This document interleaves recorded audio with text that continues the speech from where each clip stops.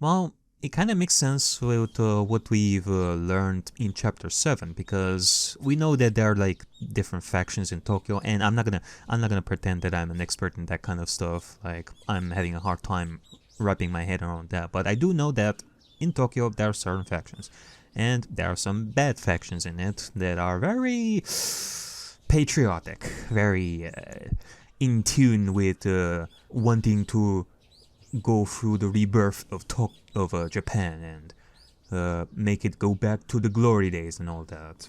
So this is one of them, that's for sure. It might appear to be a guest house at a huge golf course. There were no golfers in sight, but by appearances, that must be it. But appearances can be deceiving. This wasn't a golf course, but a huge backyard. The guest house was, in fact, a very stylish mansion. Normal people would be surprised to learn that this was a private residence. Ooh, fancy. The interior of the building was as lavish as the exterior. There were beautiful carpets on every floor, expensive looking decorations on the wall, and expensive looking bottles of alcohol on the shelves. That's the kind of room Takano was in.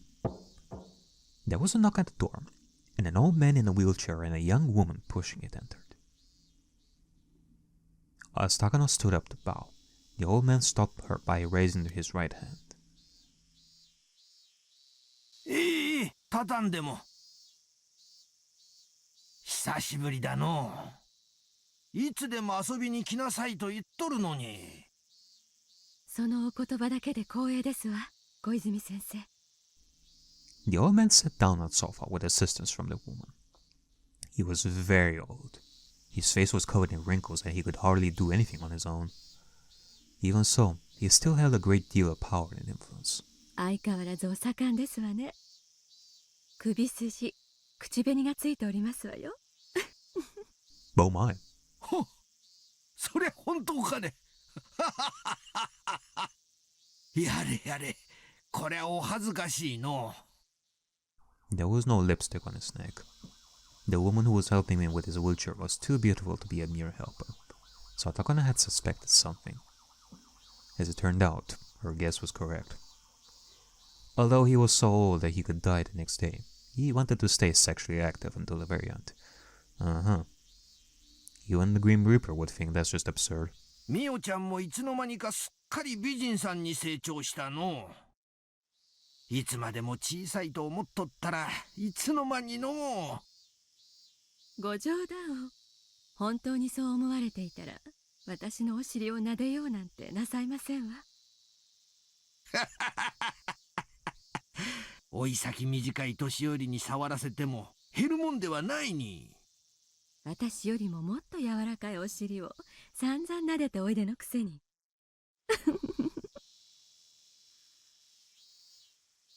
Takano and the old man enjoyed a tasteless conversation. They had clearly known each other a long time, and were very close. The young woman came back in to serve tea. After she left, the old man started to speak. しかし、みおちゃんは本当に立派な子だの。高野くんもこれほど立派に育ってくれて、きっとあの世で鼻高々だろうな。そうであればいいのですが、祖父の偉業には私など足元にも及びません。高野くんもいろいろと運がなかった。時代にも恵まれんかった。もし何もない時代に研究をしておったなら、あんたに引き継がせることもなく、見事研究を完成させておっただろうの。ですが、そういう時代だったからこそ、皮肉にも祖父はHinamizawa症候群の存在に気づくことができました。Well, I guess it makes sense. If you are to notice like abnormal behavior from people, you would notice that a lot more during war era and all that, so I guess. The world today is in the nuclear era. With America and the Soviet Union glaring at each other over mounds of nuclear stockpiles, it takes nukes to have authority as a major power. Yet we forever abandoned our nukes thanks to our free anti-nuclear principles. In this age, we are now a nation without nukes. How deplorable. In the middle of the 20th century, despite rising tensions between East and West, there was a temporary peace known as the Cold War brought by a balance of nuclear weapons pointed at one another. Permanent memberships in the United Nations were monopolized by nations with nuclear arms. They secured their predominance with nuclear weapons, bound the world with nuclear non-proliferation treaties, eternally banning non-nuclear nations from the world stage. For Japan to become a nation that can compete with the world, it must develop nuclear arms, or something as powerful. That's what some people believed, at least. Realistically, Japan will never arm itself with nuclear weapons. I know, the citizens wouldn't accept it. Even if the government ignored their opinions and armed itself with nuclear weapons, it wouldn't work. By abandoning nuclear weaponry, Japan gained the deterrent power of the United States. Though some people thought the only way for Japan to become equal to the United States would be to get nuclear arms of their own. But realistically, that was impossible. Even if Japan armed itself with nuclear weapons, that would automatically let Japan join the great powers. Takano and the old man discussed the balance of nuclear power in the world. Eventually, the sound of the cuckoo clock reminded them to return to the main subject at hand. The old man pointed to the attached case that had been sitting next to Takano. Takano nodded once, opened it up, and removed the contents. There were brand new bills packed in it. How much was actually in there? A bundle of brand new million-yen bills is 1 centimeter, so there must have been at least enough to make up 8 digits. There were also 2 more attached cases by her side. However, neither Takano nor the old man were surprised at all. Takano closed the attached case and bowed. ありがとうございます、先生。このご恩は忘れません。What? 金は人生の長い若者が持つべきだの。年寄りがあの世まで持っていくもんじゃない。金はあるだけものを言うが、現金はさらにものを言う。大事に使いなさい。もちろんですわ。祖父の夢を実現するためだけに使います。高野くんが羨ましいの。良いお孫さんを持たれた。きっとあの世であんたを自慢しているだろうの。まだ自慢されるようなことは何もしていません。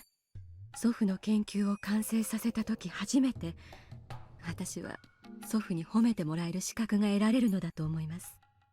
Okay, so let me see if I can understand this, and you guys can definitely correct me in like the comments and all that. So what I'm understanding from this is that, well, Koizumi is a extreme patriot. I mean, we talked about the nuclear stuff right over here, so I'm guessing is that Koizumi is giving Takano money so that it would be of use to Tokyo in their quote-unquote mission to gain like the power back for Japan and bring it back to the glory days, which would include making it so that Japan would arm itself with the nuclear weapons again. Although we do know that Takano's true goal isn't that, but it will be to use this money so that he can further continue her plan to destroy Hinamizawa and make her research and her grandfather's research like become known. 本当に羨ましい。うちのせがれたちは全然ダメだ。金儲けのことしか頭にない。金は儲けてからが大切なんだ。その儲けた金でお国のために何を貢献できるかが大切なんだ。それこそが今日まで自分を育んでくれたお国へのご恩返しっちゅうもんなんだがの。あら、たくさんの愛人たちに気前よくおごるのもお国へのご恩返しなんですの？もちろんだとも。あいつらが買い物をすれば金は巡ってお国に戻る。金は天下の回り物だ。However, those lovers will probably end up buying some foreign goods. Things probably don't work quite the way this old man thinks they do. Takano chuckled to herself. だが、女どもにばらまく金とミオちゃんに託す金は意味が全く違う。存じております。ミオちゃんは今日までよく頑張ってきた。礼を尽くし、大勢の人たちの信用と支持を取り付けた。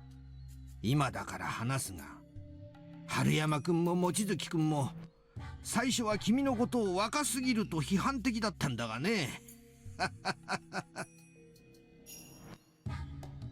だから私もミオちゃんのその努力を認めてその金を託すんだ。はい。そしてな、その金を私が託す。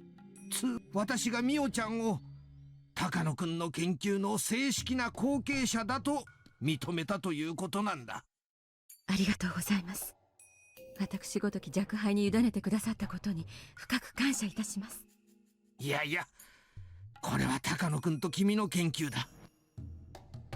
彼もミオちゃん以外が引き継ぐことを望まなかっただろうの。だからミオちゃんがここまで上り詰めたおかげで他の年寄りたちをより説得しやすかったわけだ。祖父の完成できなかった研究を私が完成させることだけが私ができる祖父への唯一の恩返しですから、そのために求められる努力ならばいといません。Takano smiled as she remembered everything she had to go through to get to this point. It went without saying, but the old man around Takano saw her as someone from the grandchildren's generation, or maybe even younger. Just how much trouble did Takano have to endure in order to gain the trust of those with such a large generation gap? Well, it is safe to say that Takano right now is in that phase where she is sticking with the old man slash the really patriotic kind of people, so that she would further her goals. I mean, no wonder she was at that alumni organization kind of thing with extremely patriotic people, because that's the kind of group that she needs to be around so that she can further her goals. It was hard to describe to those who couldn't even imagine her trouble, but Takano earned it. She gathered allies, drove away enemies, garnered support, and forced them to recognize her. She spent a long time establishing trust and rising to a status that the old man would welcome, which was all the more reason this meeting was a reward for her many days of hardships. Now that she officially had a powerful influence backing her, she could spread her wings and see the completion of her grandfather's unfinished race. You know, this is gonna sound a little bit random right over here, but as I'm going through this, like the beginning of this chapter, this feels so Yumineko coded. It kind of reminds me of back when we did like episode 7 of Yumineko, when we went back in time to Kinzo's era and, you know, talking about war and all that stuff. This is Ryukishi surely catching up to when he starts Yumineko, that's for sure. Like, I can definitely see the transition from the first 2 chapters of Higurashi to this. Lots and lots of historical, like, explanation and all that. Jesus. And talks of... さて、高野くんの研究を正式に引き継ぐことになったなら、ミオちゃんにも話しておかなきゃならんことがある。何でしょう、伺います。The old man paused and pulled an expensive cigarette from the cigarette holder on the table. Takano lit it up for him. She didn't smoke herself, but knowing that the old man did, she kept the lighter in her pocket. The constant build-up of little gestures like that were how she gained the trust she held today. Takano could notice the Hinamizawa syndrome in Manchuria, not Japan.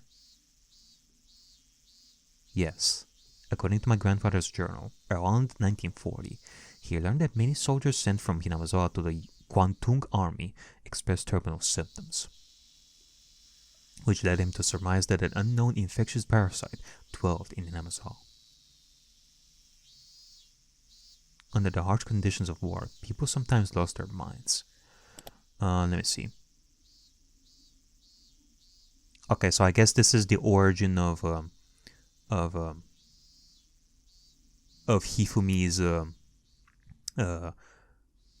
theory with the parasite. This is where it started, with a bunch of soldiers that were sent to Manchuria for the war, and that's where it all started. In those conditions, those who were sent to a far-off battlefield from Hinamizawa spent their days under duress, and occasionally they exhibited terminal symptoms, hallucinated, and caused twisted incidents. Yet that all occurred in extensive chaos of the battlefield. God, looking back, in retrospect, I am quite surprised I even brought up this kind of idea in chapter 1. Like, what the fuck? I mean, of course, when I think of organizations, of course, you kind of immediately make you think of like the old days and the war and all that. So I wasn't at all surprised to think that maybe whatever was happening would be weaponized and all that. But now reading about this stuff, I'm like, damn, I surely was onto something there. Every incident was handled separately, and no one suspected there was an underlying cause. 当時高野君は軍医少佐として海外に派兵されていて、現地の貿易研究所で各種伝染病の予防対策について研究していた。Although, if I'm to say, the reason why I was thinking about that was about the weaponizing of the disease, which, as far as I can see, that doesn't seem to be the case, at least in Takano's case. Now we know her true motive, but it isn't to weaponize the disease. It is to make Hifumi's research known. Godhood and all that. But I don't think Tokyo, like the bad factions of Tokyo, do they want to weaponize this disease? Or what is Tokyo's true intentions when it comes to the Hinamizawa syndrome? Because we know why Takano is doing this, but what about Tokyo? Because that's something that I still haven't understood, / I may have missed. Because as far as I can see, it doesn't seem to be about the weaponizing of the disease. Although it very well could be. I mean, to me it sounds like the most logical thing, especially with all this talk about patriotism and the golden age of Japan and all that. Some people do want Japan to return to its former glory, and using this kind of disease would logically be of good use. So that's why I'm thinking about this. So そんな中で偶然いくつかの錯乱事件がすべて同じ出身地の兵士によって起こされていることを知った。高野君はHinamizawa出身者に特有の症状ではないかと仮定し、個人的にこの研究を始めたのだ。そしてHinamizawa出身の兵士を研究所勤務にして集め、いろいろと調査した。そしてHinamizawa独特のお社様信仰の存在を知り、特異な性質を持つ未知の疾病の存在を確信したのだ。some may wonder how he could be so certain that these symptoms were caused by unusual parasites. At the beginning of the 20th century, German doctors proved that some unknown diseases were caused by bacteria and parasites. At the time, it wasn't too far of a jump to assume that unknown pathogens could be behind unknown diseases. For instance, in modern times, it's been revealed that beriberi is caused by a vitamin B1 deficiency. Beriberi. But at the start of the 20th century, many loudly proclaimed that it was the work of an unidentified pathogen. はい。祖父はその研究が軍にとって価値のあるものになるのではないかと予想し、予算を求めましたが、一生に付されたとか。Oh! Okay, maybe this is the confusion. Yes, predicted that his research would be valuable to the army. So they did want to weaponize this disease. Yeah. Okay.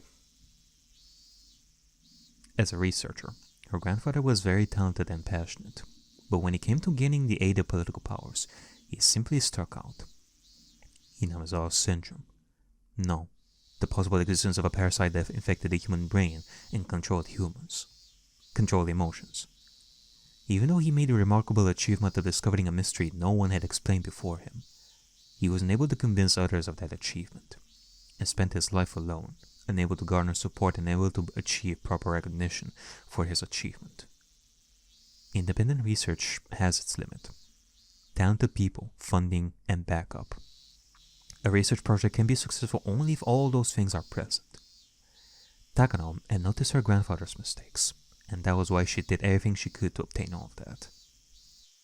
当時の上層部は即効性でしかも普遍性の高い治療薬を期待していた。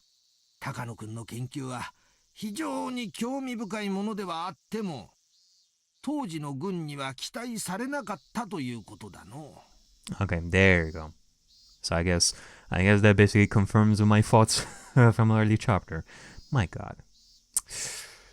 Of course, like bad government, like slash organizations trying to weaponize like a disease for the sake of power. It's not that surprising. ですが、先生は唯一祖父の研究に理解を示してくれたと聞いています。祖父は先生のことを無二の親友と記していました。高野君とは同郷だった。同じ蕎麦屋を知る人間と遠方の戦地で会えるというのは奇跡的なことだったの。And to think that it all started from some men in suits coming to Keiichi's house. Like, with the intent of hiding the disease and all that. Jesus Christ. 彼とは年は離れていたが、私たちは固い友情で結ばれていたのだ。だから、高野君からはよく話をされたの。画期的な研究になるに違いない。本格的な研究のために予算をつけられるよう根回ししてほしいと何度も相談を受けた。祖父の手記にも先生がいろいろと各方面に掛け合ってくださったことが記されています。結局祖父の研究が認められることはありませんでしたが、先生だけが理解者でいてくれたことはきっと存命中大きな心の支えになっていたものと思います。だが結局は何の力にもなれんかった。だから高野君にしてやれなかった協力をみおちゃんにするんだ。みおちゃんに協力するのは高野君に対する私の罪滅ぼしでもある。ありがとうございます。祖父は良い親友に恵まれたと思っています。軍上層部に先生のように理解を示してくれる方が少しでもいてくれたなら、祖父の人生はもっと違ったものになっていたかもしれないと思うと、とても悔しく思います。The old man closed his eyes and paused for a moment. Shortly after that, he looked into the distance and spoke. 実はな、真実はそうではない。上層部は高野君の発見に少なからず関心を持っていたのだ。え、それは初耳です。でもそれならなぜ祖父の研究を認めなかったのですか？ある事情により高野君にhinamizawa症候群を研究させたくない都合ができたのだ。その理由は私と一部の高級将校しか知らん。Oh?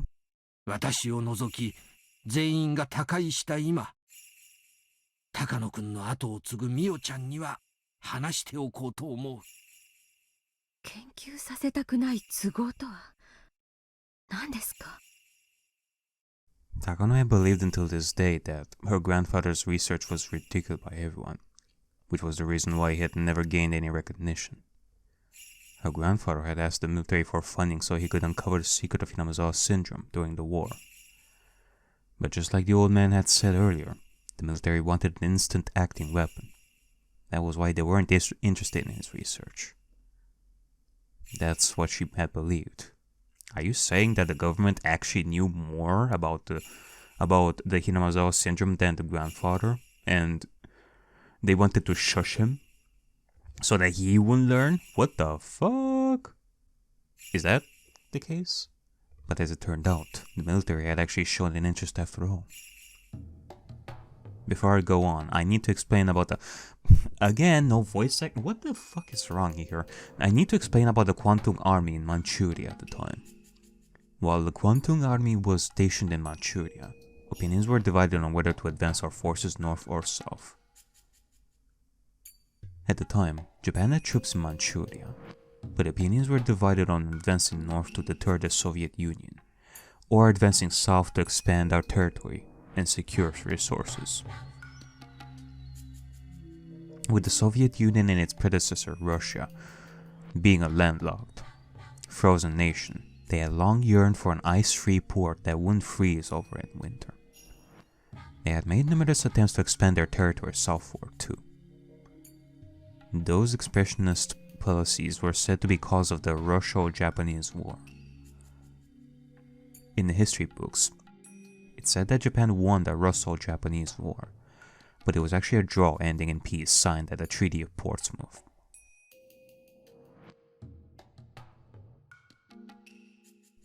Both sides had simply set aside their spears after mutually exhausting their forces. It wasn't like Russia capitulated and offered a complete surrender. As a result, the perception of the Russian threat continued to smolder. Later, the Russian Empire was overthrown by a revolution, but Japan was unable to shake that threat that the new Soviet Union would advance south. According to the history books, Japan went south. They signed the Soviet-Japanese Neutrality Pact and abandoned the northern advance. As a result, when the Great Patriotic War began, the Soviet Union was able to respond to pressure on their German front by pouring in their eastern forces. Though the Germans had managed to lay siege to Moscow, the Soviets launched a massive counter-offensive that reversed the tides of war. Even with the Soviet-Japanese Neutrality Pact, the Soviets couldn't tell if Japan would attack them at some point. Because of that threat, the Soviets had to leave some forces in the Far East, and they weren't able to devote enough troops to the German front. For starters, the Soviets had forged the German-Soviet Non-Aggression Pact too. Yet Germany broke the treaty and attacked the Soviet Union. To make matters worse, Japan and Germany had forged a military alliance. Alliances here, alliances there. A union here, a union there. A freeway union. With all those factors in play, the Soviets naturally couldn't trust Japan to uphold their neutrality pact. Ironically, the Soviet Union was the one who broke the pact, but I won't go into that now. Exactly. Hitler signed the Tripartite Pact because he expected Japan to keep the Soviets' other front in check. But ultimately, Japan abandoned the north. With the superior Japan offensive, many supported the idea of waiting and watching it play out. They believed that even if we did advance north, it would be after Germany conquered Moscow. However, that plan was exposed to Sorge, and the Soviets transferred their heavy tanks from their far east border to the German front. That secured Germany's defeat at Moscow, and the Germans began seeing a string of defeats starting with the Battle of Kursk. It was a turning point in history, huh?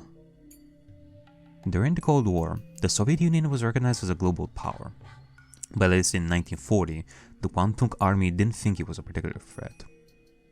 Japan had earned a victory with the Russo-Japanese War, and they took the new Soviet Union government lightly, assuming it wouldn't be stable after overthrowing the Russian Empire. That underestimation was corrected after the Nomonnan incident in 1941.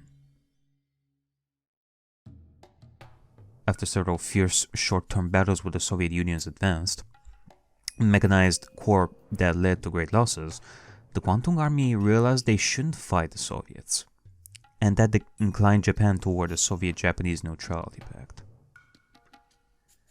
But at the very least, up until the Nomonnan incident, the Kwantung Army was strongly conscious of the Soviets and divided on advancing north or south. Thanks to that, there were also voices advising caution, suggesting we avoid all-out war with China in order to shore up our forces against the Soviets. But the Sino-Japanese War broke out after the Marco Polo Bridge incident, right?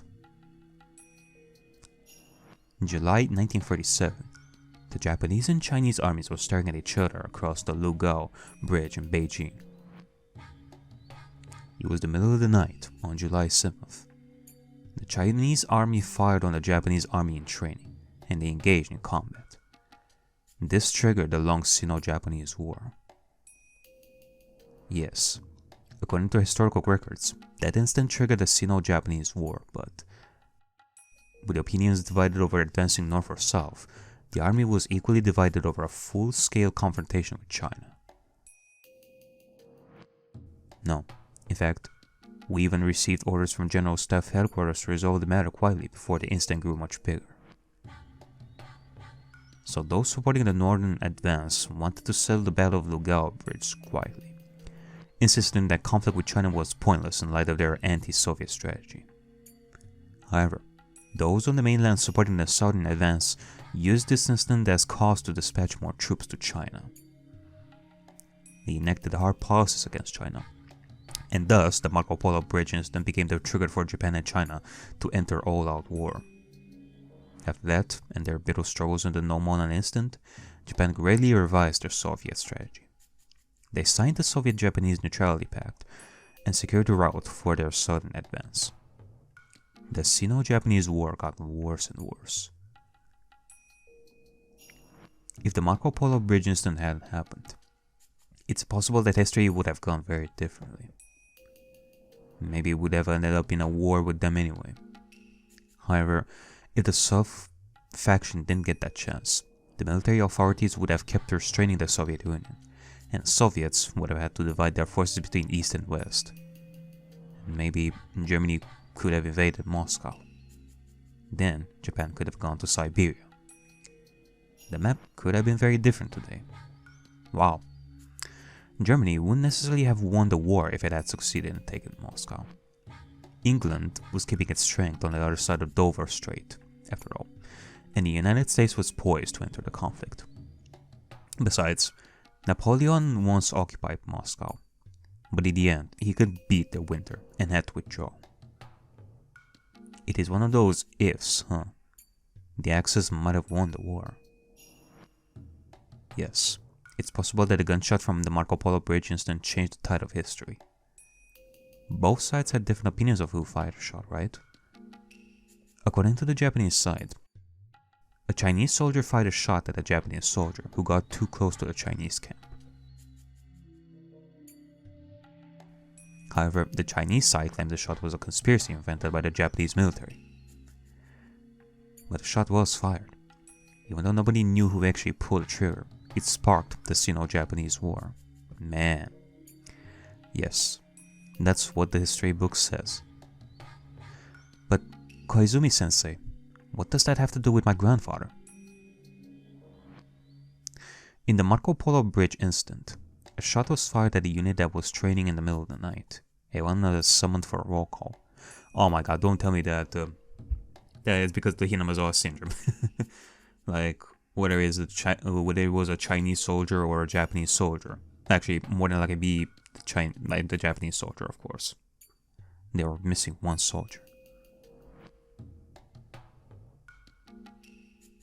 The soldier came back later, and it was said that he was sent as a messenger and got too close to a Chinese camp. By the way, did you know that soldier was from Hinamizawa? Oh my god. Hey? Really? When Takano-kun was talking about Hinamizawa syndrome, he said that soldier from Hinamizawa could suddenly fall into a deranged state. And we realized that the soldier from the Marco Polo Bridge incident was in fact from Hinamizawa. Man, to think that the Hinamizawa syndrome was such a cruel piece, of war history here between the Chinese and Japan. Jesus. And now they're saying that because the Hinamizawa syndrome, because the Hinamizawa syndrome, the world is the way it is. Then what about the first shot fired? I don't know the truth, but I think it's possible that a soldier within the terminal stage of Hinamizawa syndrome fired a shot. That soldier was killed in the incident. Since there was no record of it, nobody knows exactly how he died. Except maybe the Japanese government took hold of that body of the Japanese person with the Hinamizawa syndrome, of the soldier, and they knew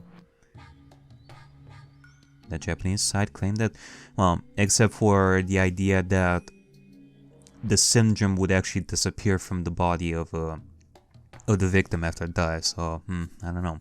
The Japanese side claimed that the Chinese army had fired at them and negotiated with that in mind.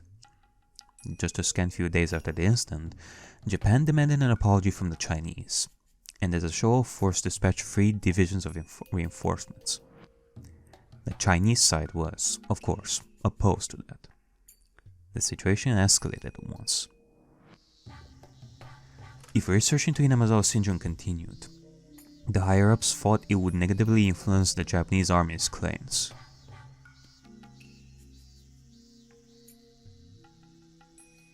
So in order to avoid the risk of traversing that political gray zone, they rejected Takano-kun's research. Wait, so hold on a second.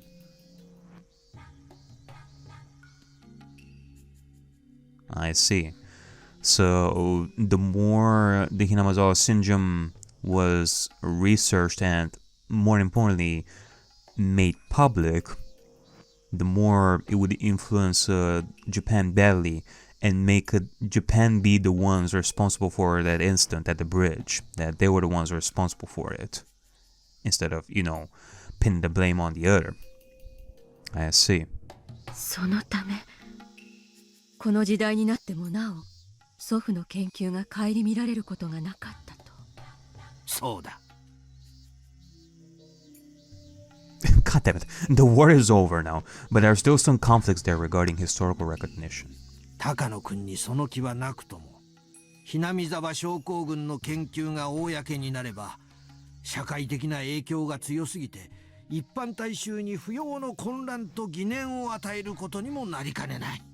いやそう危惧した重鎮たちが、今日に至るまで高野君の研究を黙殺するよう根回しをしておったのは、私も高野君に協力しないよう長く釘を刺されておった。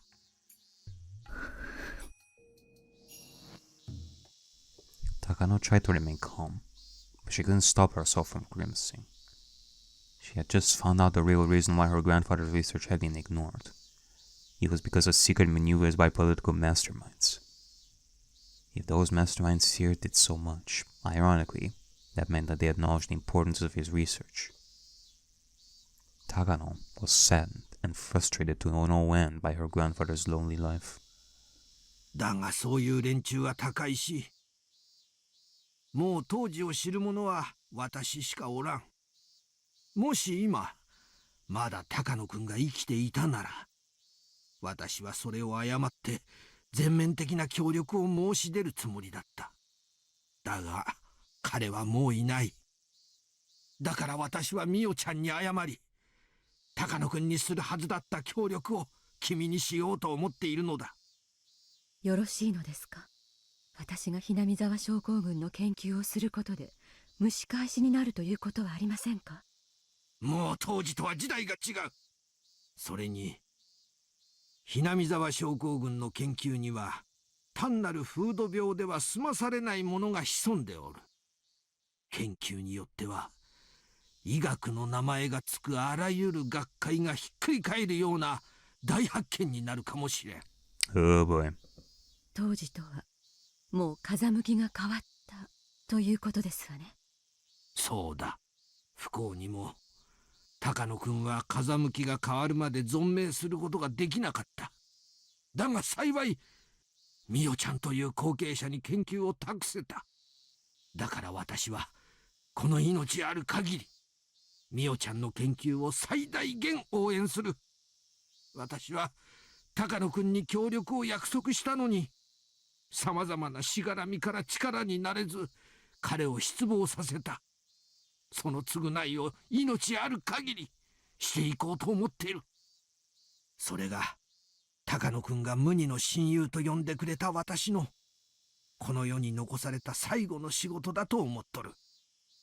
先生、本当にありがとうございます。いや、いい。私も死ぬ前に洗いざらいを話せてすっきりした。とにかく私の目が黒いうちはミオちゃんの研究に一切の不自由はさせん。何かあったらいつでも頼りなさい。助力は惜しまないからの。Takano couldn't even imagine what kind of bond this old man and her grandfather had between them. But thanks to that bond, Takano was able to gain a powerful supporter. Tears welled up in Takano's eyes as she gave in an emotional look. But in her mind, she was practically dancing at the promise of the old man's full support. The old man and Takano both bowed at the same time to show each other their appreciation. Once that was done, the old man became a little more serious. After that far too lengthy preamble, he finally said what he really wanted to tell her. そういうことだ。私が言いたいのはつまり、Hinamizawa症候群には歴史すらも作りかねない魔力が宿っているということだ。それは日本社会すらもねじ曲げかねない。そこのところをよく肝に銘じて慎重に研究をしなさい。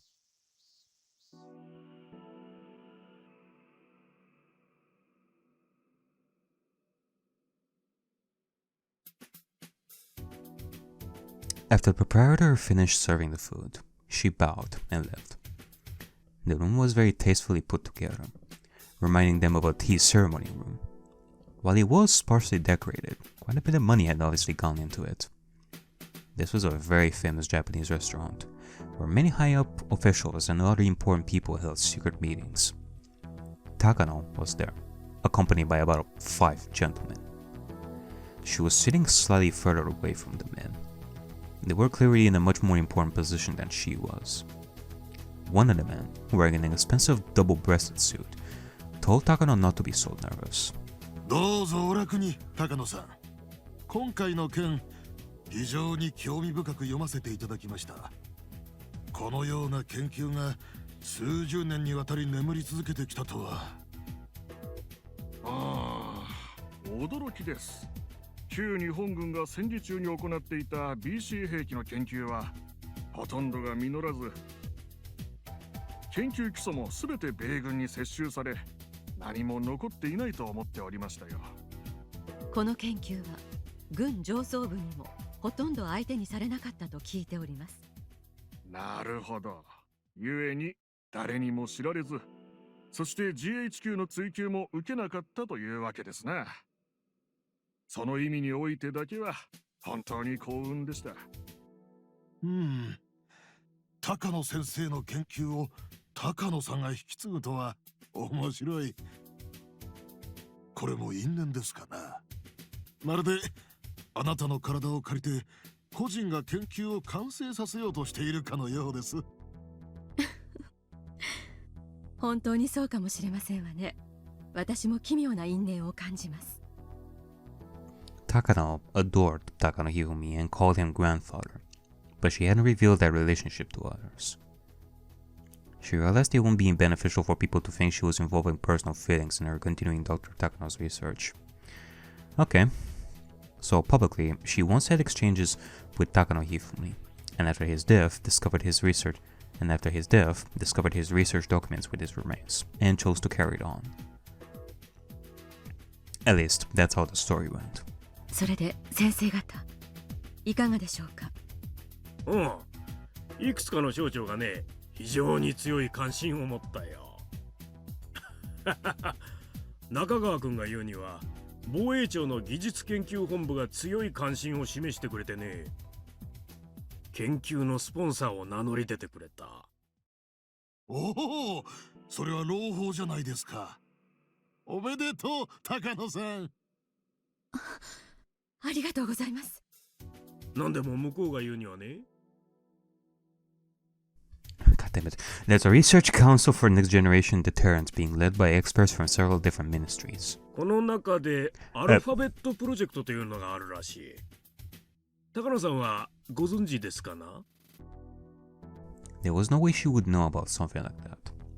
But it was very possible for these nationalists to research something dangerous without citizens knowing about it. Society forms something like a web made of connections between people. People hold hands with other people who share the same ideas and end up knitting a net. Of course, some nets are well known, but there are some secret ones too. So there was no way of guessing just how the men at this meeting were connected. A society involving researching to determine weapons for the next generation. The Alphabet Project. With those words, it was possible to imagine what that might entail. Deterrent weapons. That usually refers to nuclear technology. I was about to say neconology. Technology, neco-technology, cat technology, neconology. I invented a new science. Weapons are normally used to destroy enemies. However, the general idea of deterrent weapons is very different. The assumption is that they won't actually be used against anyone. Nuclear weapons are largely used as a threat to prevent enemy invasion. Both the US and Soviets possessed large stockpiles of nuclear arms, keeping each other in check. But they will never actually use them. Because if they did, there'd be a nuclear war, and both countries would be destroyed. So they're like a legendary weapon you'd never draw. Of course, that last resort only works because both sides have nuclear weapons. If one side lacks them, then they lose all military negotiation power. In other words, nations without nukes are powerless before nuclear-armed states. That can't be true. Japan abandoned nukes and it still functions as a nation today. Or so some people may be thinking, but they're wrong. Japan abandoned nukes, but lies under the nuclear umbrella by allying itself with America. That means the nation functions thanks to America's nukes. However, that also means we must resign ourselves to forever being a vassal of America. In order for Japan to escape that and become a powerful nation equal to America, it must possess its own deterrence arms and step out of that nuclear umbrella. That society must have been put together by experts who believe in that idea. Given that, even the name Alphabet Project makes sense. Nuclear weapons are weapons of mass destruction. However, weapons of mass destruction aren't always nuclear. They also include biological weapons and chemical weapons. Atomic, biological, chemical. Clever. The initials of these three words make up ABC. That's why weapons of mass destruction are sometimes called ABC weapons. I won't go into weapons of mass destruction that don't belong to those three categories. ABC, Alphabet. In other words, Alphabet Project must be a code for research into weapons of mass destruction. As it happened, this guess of Takano's was correct. 本来は日本が核武装をするのが正しいのです。戦後、平和国家として確立し、多大な国際貢献を果たした我が国は常任理事国入りを果たし、核武装してこそ初めて一人前の国家として認められる。それこそが戦後日本100年の悲願なのです。さようです。だが、現実には核不拡散条約により、核は大国だけが独占。また、国内世論は核アレルギーに染まり、内外からの締め付けで実現を不可能にしております。生物化学兵器は別名、貧者の核兵器とも呼ばれる。核を持てない小国は、すでに熱心に研究を進めているという話です。高野さん、誤解しないでくださいよ。この度の研究は細菌兵器の保有が目的ではありません。同種の兵器が他国によって国内に持ち込まれる危険性について事前に十分な対処を行うための研究です。自衛のための研究であることを誤解しないようにお願いいたしますよ。I truly believe you. I truly believe you. はい、存じております。Takano hated this Japanese tendency to make excuses, but she didn't let it show on her face. No matter what they said, they already saw the value in using this research towards biological weaponry. However, in truth, that was just an excuse as well. If they actually wanted to research biological weapons, then it would be much faster to research diseases like smallpox and anthrax instead of an unidentified disease like Hinamizawa syndrome. So it wasn't actually correct to say the defense agency was interested in it as a biological weapon. In other words, Takano needed a powerful sponsor who could back her up with funding, personnel, and the facility to conduct her research. So she used her connections and turned to the old men behind the government and economy, reaching out to each of them and getting them to forcibly pull funding out of the defense agency under the excuse of its application toward biological weaponry. That was the truth. Okay. Therefore, her project wasn't officially recognized by the defense agency. To be exact, the people who secretly controlled the defense agency were the ones who knew about it. Okay, so let me see.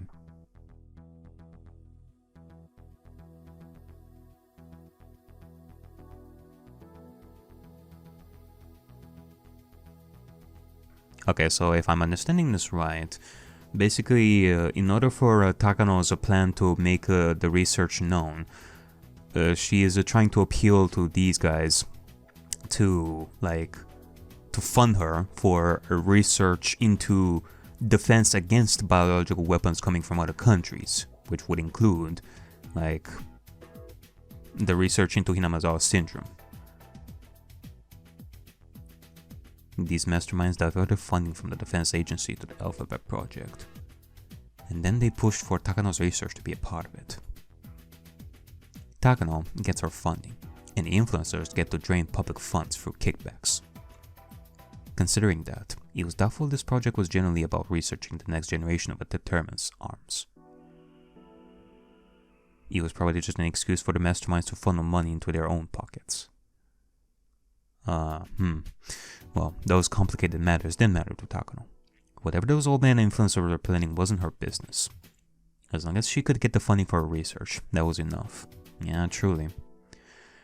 Either way, Takano had found her sponsor. It was one of the biggest organizations around too. This had always been her grandfather's dream. Takano was trying to stay calm, but she was about to jump up and down in excitement. 中川君としては今回の件十分に研究が進んだら丸ごと買い取って構わないと言ってくれてる。まだまだ未完の研究だが、その将来性については十分に理解できてるようだ。おっしゃる通りです。この研究はまだ道半ばで、十分な資金と施設、人材が欠かせません。それでだね。ここからが交渉になるんだが、向こうとしてはこの研究丸ごと抱えてしまいたいのが希望らしいんだ。こう言っちゃ悪いんだが、君一人に任せるには荷が重いと考えてる。Hearing that put quite a damper on Takano's ecstasy. 私はお金が欲しくて研究しているのではありません。一人の研究者としての知的探求心からです。私に必要なのはスポンサー。先方が求めるのは成果。そういう関係に期待したかったのですが。Takano realized she was talking rather recklessly, so she tried to calm herself down. Either way, they'd be backing that research. Considering they're hoping for results that merit the budget, they probably feel that Takano is still too young to handle it. 分かってます。高野さんが今日まで積み上げてきた研究を横からかっさらわれたんじゃ、それはあんまりですからね。そこは私もよく分かってます。もちろん向こうにもそれは伝えました。それで出てきた折衷案がこれです。まずアルファベットプロジェクト内の新規事業として高野さんの研究を立ち上げます。理事会の承認を経れば正式に予算をつけることができますからね。高野さんには客員という形でプロジェクトに参加していただき、研究に携わるという形になります。If she wanted their funding, she'd have to fall under their authority, of course. So far, she had no objections. ただ、研究会は今回の研究に予算をつけるにあたり、いくつかの条件を挙げています。一つは、先ほど先生が申し上げた、この度の研究に関する分野で優秀な才能を持つ人物に研究筆頭を委ねることです。お言葉を返すようですが、私以上にこの研究に詳しい人物が高野先生を除いて存在するとお思いですか？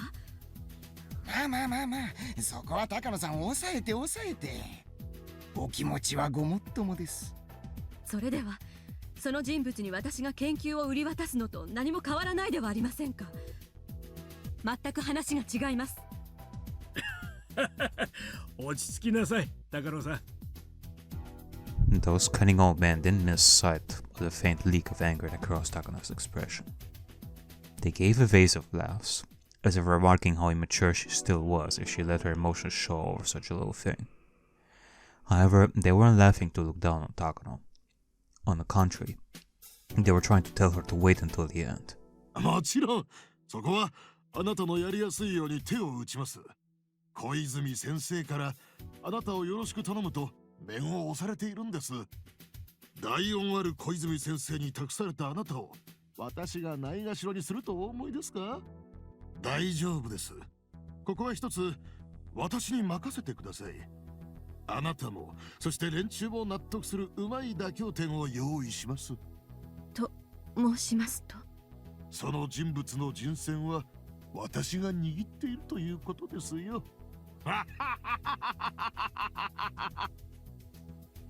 Everyone chortled, except Takano. After a moment, she joined in. In other words, he meant that he would find just the right person.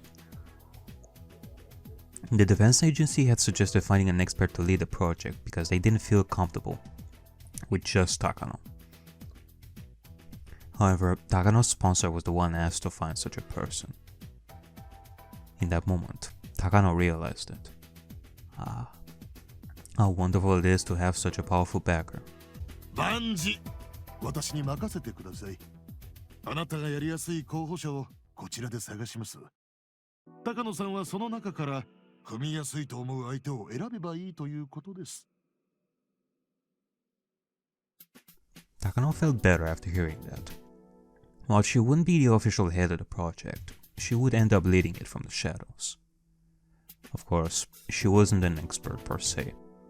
Having a partner would actually be beneficial. この件、しばらく先方と私の方で調整します。もちろん、高野さんの満足のいく形で決着できるようにしますので、しばらく朗報を待ってください。はい。お世話になりますが、どうかよろしくお願いいたします。そうだ。防衛庁の話だけじゃないよ。厚生省の永田君も一枚噛んでくれるそうだよ。国立感染症予防研究所の伊藤君を紹介してくれてね。機材や技術についてのバックアップを名乗り出てくれてる。本当ですか？ありがとうございます。もうこれは立派な国家プロジェクトですな。おめでとう高野さん。これも今日までのあなたと、そして高野先生の地道な研究が評価された結果です。いえ、すべて高野先生の努力の成果です。私などまだ何も。謙虚なのは実にいいことです。小泉先生もおっしゃっておられましたが、本当に高野さんはいい方ですな。可愛がられているというのもうなずけます。それでですね、向こうとしては高野さんの身分を防衛庁で預かってしまいたいようです。幸い高野さんは医師免許をお持ちですからね。研究本部の医官として身分を保証するようです。それは公務員になれということですか？これは意外な話ですね。アルファベットプロジェクトに携わる研究機関のほとんどは公的機関です。今回の研究は陸自も強い関心を寄せており、職員を陸自から派遣したいと強く要望してきています。ですので場合によっては身分は陸自の扱いになるかもしれません。まあこの辺は役人の縄張り争いだと思ってください。その役人たちの上に立つには役人の身分が必要になってくると、そういうわけですね。もちろんどういう形になろうとも高野さんが不快に思うようなことにはしませんから安心してください。わかりました。そのあたりはお任せいたします。しかし高野先生がかつて旧日本軍にこの研究の援助を求めた時には自衛隊が興味を示されたのが意外というか遅いというか複雑な気持ちですね。それは仕方ありますまいな。戦況が悪化していた日本軍が求めていたのは即効性があり瞬時に戦局をひっくり返せるものだったのでしょう。決して高野先生の研究を見下していたわけではないはずです。That wasn't true, of course. Takano already heard the confession from the old man. Yeah, we know. She exhaled. To her, it was like the meeting in front of her was happening somewhere far away. She had longed for this day to come, and worked so hard to reach it. Finally, her grandfather and his research were attaining recognition. This was the day she had dreamed of. So she was frightened just imagining that it might be an actual dream. True joy can't be felt all at once. Oftentimes it's a delayed reaction. Takano thought that must be exactly what she was feeling. すると思います。多分左官クラスの階級が与えられるのではないでしょうか。となると高野さんは副隊長の地位になりますから、おそらく3差ではないかと。Yeah, you know, Takano is making a good point right over here. Like, this is her dream come true right over here. So, you know, with this backing and, you know, resuming the research and all that, well, I guess it is all a matter of having like success in studying like the Hinamizawa syndrome fully. But you would think that under normal circumstances, she would be able to achieve her dream without having to destroy an entire village and all that. I mean, is it really necessary for the Queen Carrier theory to... No, because we know that the Queen Carrier is a bunch of bullshit right over here, so... It kind of makes you think like why Takano had to resort to murdering the entire village for the recognition of the research when this right over here should be plenty enough, like doing the continuing the research to begin with, and you know eventually like studying it fully to a point where we would have like conclusive evidence and all the information that we need in how to deal with the Hinamizawa syndrome and all that. But no, at some point Takano had to destroy a village to had to destroy the village as well. What I'm trying to say right over here is that something bad is about to happen. Like, either in this or something that happened in the past that would push Takano to such an extreme. I don't know. これは素晴らしい。高野三叉ですか。いやいや、羨ましいですな。男に生まれたからには、一度くらいは自分のことを階級で呼ばれてみたいものですが。いやはやいやはや、高野三叉ですか。Unless it's because the Queen Carrier theory is a bunch of bullshit that Takano had to resort to such a thing to make it look like the Queen Carrier theory is right. So that Hifumi's research wouldn't go to vain. Is that the right expression? To go to vain? To go to waste, maybe. That would be the better expression over here. To go to waste. Takano realized that the Queen Carrier theory is a bunch of bullshit, so she had to make it real by destroying the village.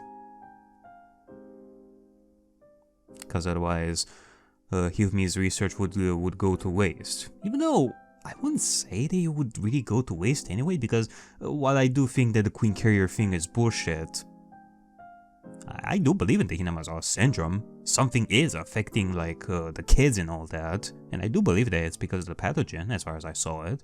So unless we were to find out that it's not like some infectious disease pathogen and all that, and it's something else. We are gonna be getting like a full-on twist. It's not just the Queen Carrier theory, but the whole Hinamizawa syndrome that we've talked about up until this point, biologically speaking, is a bunch of bullshit. Oh boy, that would be quite a twist. So that would be the reason why Takano had to go to such extreme to destroy the village. Ugh. I don't know, I guess we shall see. 三叉何ですか？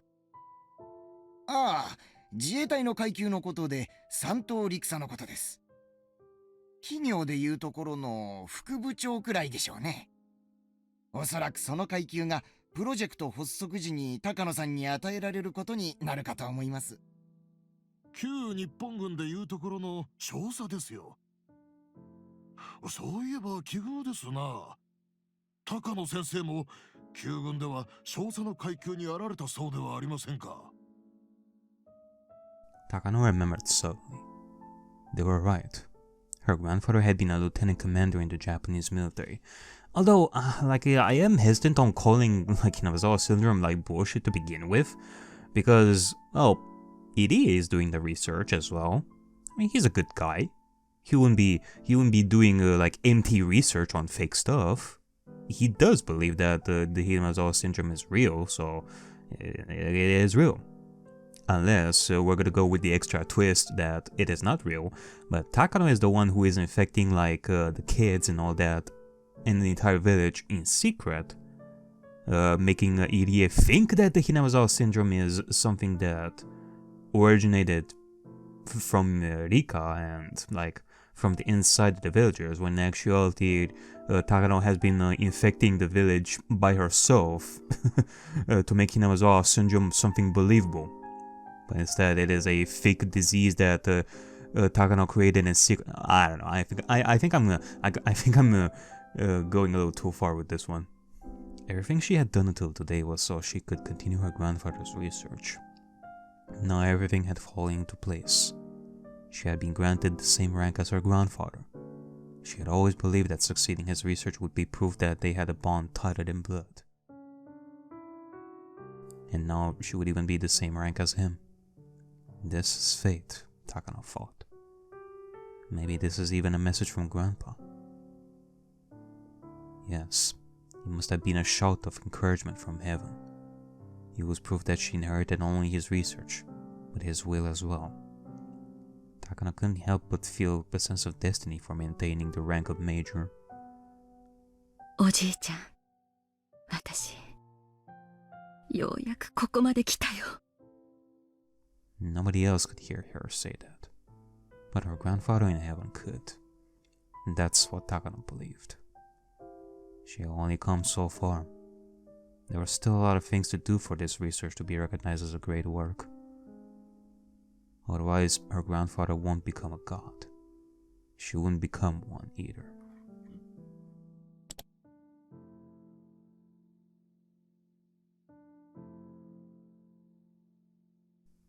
You must become a god. That was in her grandfather's will. I wasn't able to do so. The line preceded it. It was her grandfather's dying wish. I mean, it begs the question in that case, what does it mean for something to be recognized, for a research to be recognized?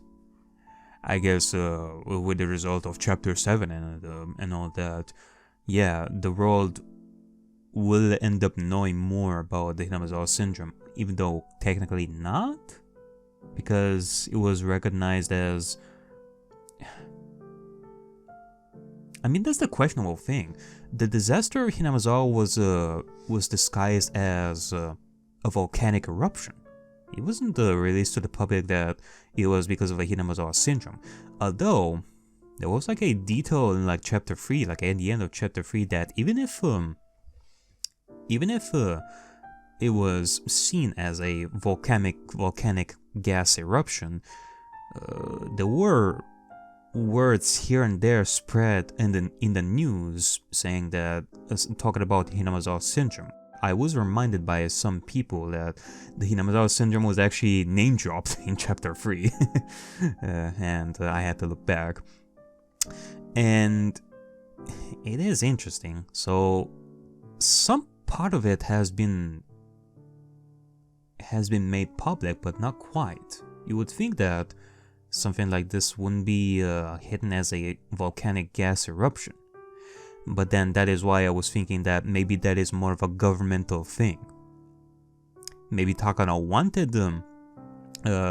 this to be known to the world as the Hinamizawa syndrome, but the government wouldn't be able to do that because people, like the citizens, are gonna look really bad at the government. Like they are gonna look at the government as a bunch of bad people because they may be seen as the source of the Hinamizawa syndrome. So the government wouldn't want that, so they would hide that stuff.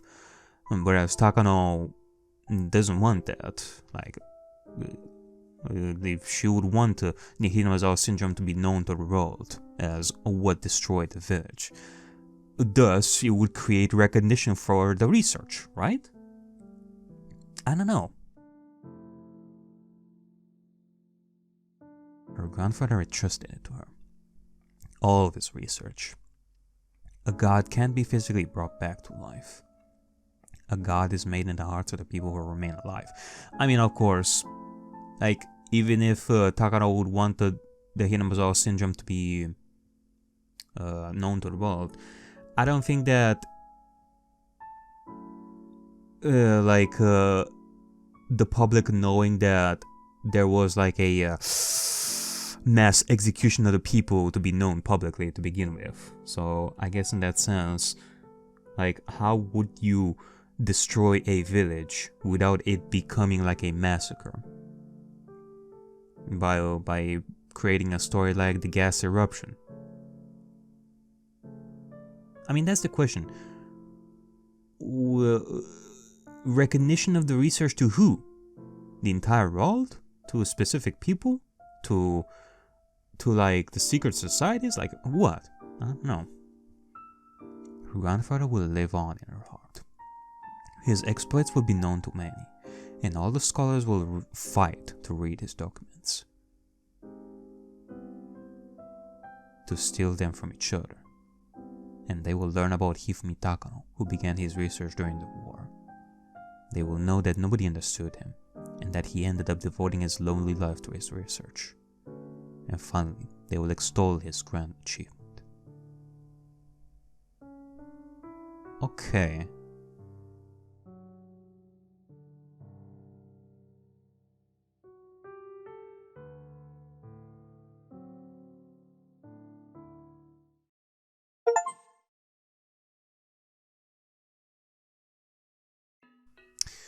No new tips. Okay. Are we gonna have like a tipless chapter? ご紹介します。 Let's see. His exploits will be known to many, and all the scholars will fight to raid his documents, to steal them from each other. And they will learn about Hifumi Takano. Well, at least the scholars and the scientists and all that would know. 高野三佐です。三佐、こちらは入江京介先生です。どうも、入江と申します。 Hello, Iri. Yeah, I guess, yeah, Iri is gonna be the lead researcher. Iri seemed extremely nervous at our first meeting. He probably thought I was in charge of some suspicious organization. 萎縮しなくて結構ですわ。高野とお呼びください。恐縮です。この度はお引き立ていただき深く感謝いたします。どうぞおかけになってください。A model, lower middle class citizen, was a good way to describe Kyosuke Iri's demeanor. One could also say he was the stereotypical type of person to get conveniently discarded after those crafty elders used their seniority to constantly pick on him. He certainly doesn't seem as cunning as I am. But that doesn't mean he isn't ambitious. Like me, he is a young person who dreams of accomplishing something great and leaving his name upon generations to come. While he acts humble in person like this, his articles were actually progressive as well as aggressive. The gap between the two was quite intense. hinamizawa症候群の資料を読ませていただきました。いかがでしたか？非常に驚くことばかりでした。確かに今日の医学の暗部に踏み込みかねない内容ではありますが、未だ世界で誰も解明していない神秘という点で知的興奮を抑えきれません。Hearing that made me chuckle. Iri is more than interested in Hinamizawa's syndrome, which is good enough for me. She had been through the ringer with far too many people to reach this day, so her own intuition could tell she would get along well with this man. And even if he isn't useful to me, he won't cause any problems. For both me and my sponsor, he is the best person possible for the job. 私こそ驚いております。入江先生ほどの博識かつ経験豊富な方が責任ある地位も仕事も与えられず、医局の片隅で飼い殺されているなど、これは医学界の重大な損失と言わざるを得ませんわ。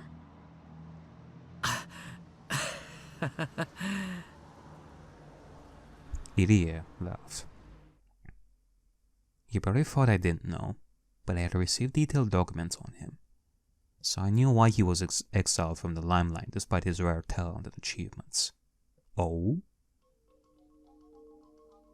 He displayed extraordinary skill working under a neurosurgery expert, and everyone expected a bright future from him. But he was kicked out due to an ethical controversy. Oh. What? Irie's pet theory was that the antisocial behavior of individuals could be explained by brain disorders.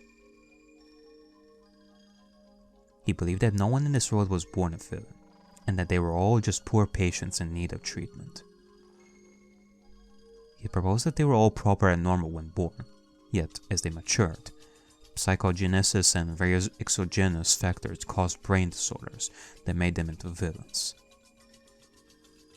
Therefore, what those evil people need isn't punishment, it is treatment. And if their diseases are treated, they will become good citizens again. Okay? That manner of thinking actually fell in line with the Confucian belief of innate human goodness. According to this theory, humans are born with the capacity of altruism toward their kind, and it is only afterward that they learn and acquire cruelty. Irie believed that acquisition was a result of brain disorders. The human brain creates human thoughts. Therefore, if one becomes emotionally ill, that means their brain is ill. So if their brain gets treatment, they'll recover emotionally too. That field was called psychosurgery. It's fallen out of practice in the current Heisei era, but the surgical techniques were applauded until mid-Showa.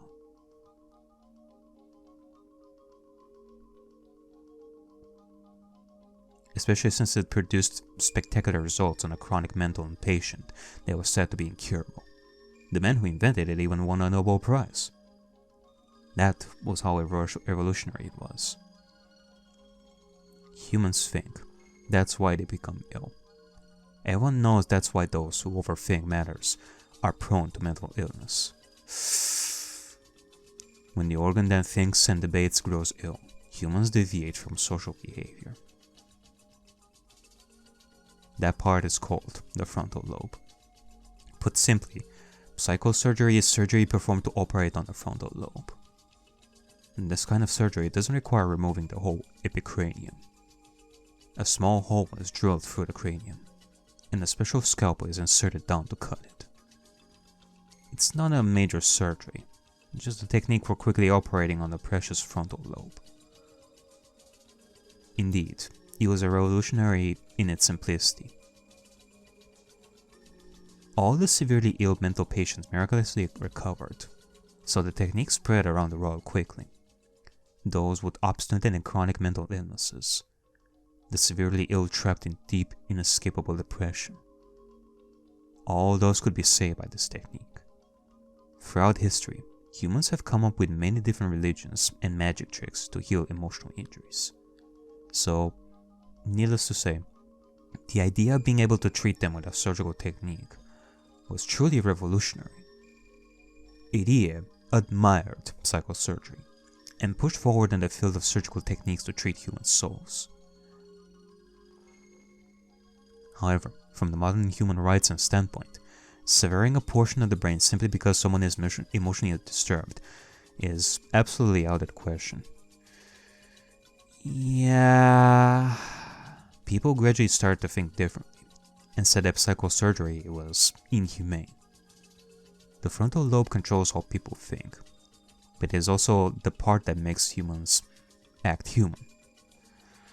Yeah. Because I agree with the whole thing that, like, I am of the opinion that, okay, we're all born, like, at our best, morally speaking, like, that we are good. And eventually, like, gradually we develop these kinds of, like, cruel behavior / antisocial behavior, and our brain becomes ill, like slowly with time and all that, to a point where we get infections and all that. So we would treat it. But this kind of actual surgery on the brain, yeah, no thank you. And I guess Ariakey agrees with that kind of thing as well. I mean, not that he agrees with me, he agrees with the process of, like, surgery on the brain to treat people emotionally. There were quite a few cases where that could cause drastic irreversible changes in a patient.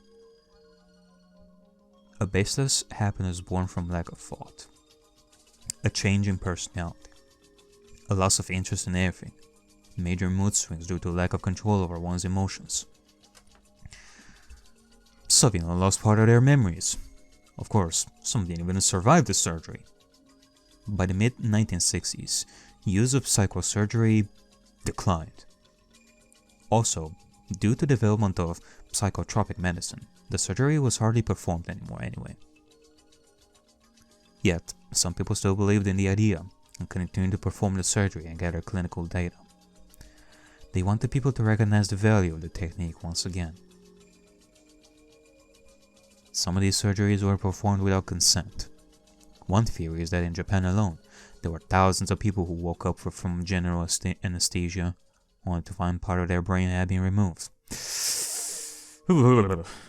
Today, to perform such a surgery without the patient's consent is considered totally unethical, but it was different at the time. Yeah, that's quite bad. For one thing, the idea that doctors required prior patient consent was proliferated in the modern Heisei era. Therefore, people at the time didn't think it was that big of an issue. It was only later that people started to argue that it was inhumane. Finally, a decision was reached out and the current closed with the rejection of psychosurgery. Later, the Japanese Society of Psychology and Neurology passed a resolution to end psychosurgery. After that, psychosurgery was banned throughout Japan and made a forbidden subject of Japanese medicine. Ariakey was the leading person in the field of psychosurgery. He continued to advocate its effectiveness and results. Therefore, he was treated as a war criminal who practiced inhumane medicine, and he was exiled from the public eye. However, that doesn't mean he changed his beliefs. He still believes that immoral behavior is caused by brain disorders, and the secret of treating them is, in fact, hidden in the brain. So the existence of Hinamizawa syndrome, caused by parasites living in the brain that control human emotions, actually confirms his theory. 私ごときでよろしければ、この度の話、ぜひ引き受けさせていただきたいと思います。I do have to wonder if, well, now that we've learned this about Ariakey, I do have to wonder if such practice is done on patients with Hinamizawa syndrome. Those who disappeared. Like Satoshi, for example. Here, Ariakey is trying to treat Satoshi and the past like patients that disappeared with psychosurgery on the brain. I mean, that's why they are hidden. They are hidden to begin with. They are making these people disappear so that Irie wouldn't be found doing such illegal research on these patients with Hinamizawa syndrome. Of course, given Irie's history, he would never turn down this offer. Despite his mild-mannered appearance, Irie was possessed by a mighty ambition.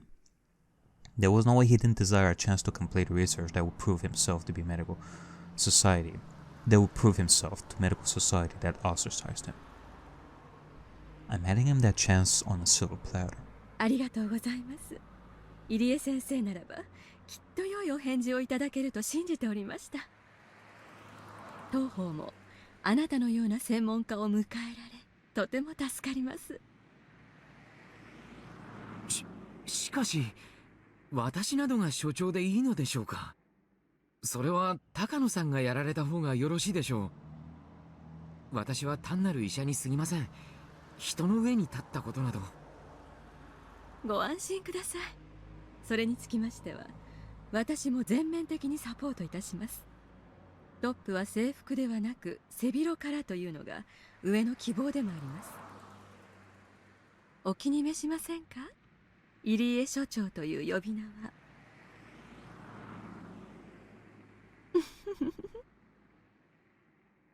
いえいえ。いや、しかし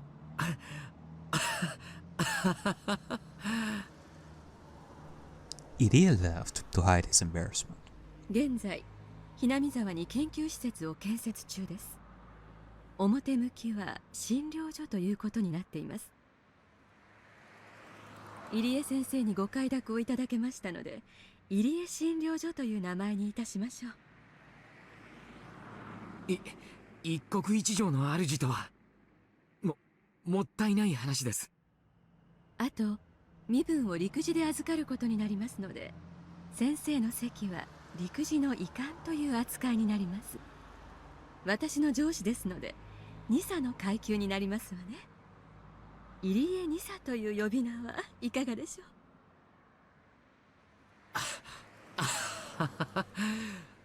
う。私は軍人じゃありません。2佐という呼び名は遠慮させていただきたいものです。所長だって恐れ多いくらいです。いやいや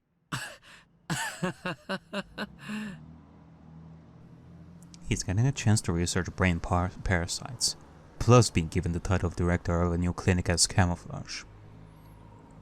Plus, it comes with staff and funding. He will have support from the Defense Agency and the Ministry of Health and Welfare, as well as a research lab with state-of-the-art equipment. I mean, this is a dream for the idiot. No wonder he is laughing so excitedly. However, there are some risks too. Since he'll be involved with this secret research, he has an obligation to keep it a secret. Also, he is going to an area plagued by a mysterious and bizarre disease. There's no guarantee he won't contract it himself. But he is too young to even think about those things. Aware of all the risks, he quickly signed the contract with the ambition to have people recognize his talent once again.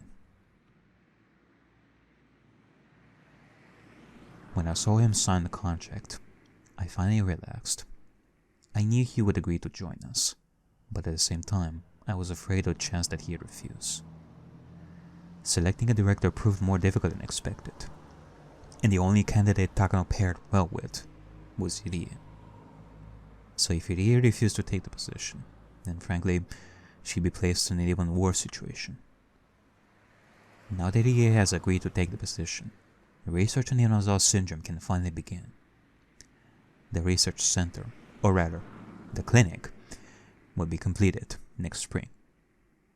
The Ministry of Health and Welfare and the Defense Agency will send the best equipment and staff, plus an abundant supply of funds. Then finally, our research will begin in earnest. Everything is going well. Of course it is. I've put so much effort into making sure things went smoothly up to this point. 以上です。就任おめでとうございます、入江所長殿。さあ、宣誓書へのサインを終わりました。ありがとう。これからよろしくお願いいたしますわ、入江所長。こちらこそよろしくお願いします、高野さん。仲良くやりましょう。私も全身全霊をかけて頑張ります。こちらこそお互い最善を尽くしましょう。 Now the position of director has been filled. Everything is set.